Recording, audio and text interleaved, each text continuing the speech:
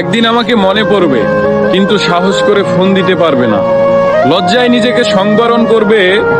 আমাদের এত গল্প আর এত স্মৃতি জমেছে যে তুমি অন্য কারো মাঝে আমার ছায়া দেখবে, কিন্তু সেখানে আর আমাকে পাবা না।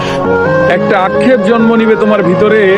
রাত গভীর হলে আমার ফেসবুক ওয়াল ঘুরতে মন চাইবে তোমার। হয়তো সব বাধা ভেঙে মনের সাথে যুদ্ধ করে হলেও আমার প্রতিটি পোস্ট দেখবে, হাসবে, রাগ করবে, কিন্তু আমাকে সেই অনুভূতি বলতে পারবে না। এর চেয়ে আর বড় কষ্টের কি হতে পারে বলো? কোনো এক ভোরে কিংবা গভীর রাতে ঘুম ভেঙে ফোন চেক করে দেখবে আমার কোনো টেক্সট আছে কিনা। আমাকে না পেয়ে তোমার যেই দীর্ঘশ্বাস জন্মাবে তা তোমার প্রাপ্য ছিল। আমি তো কোনো অন্যায় করিনি।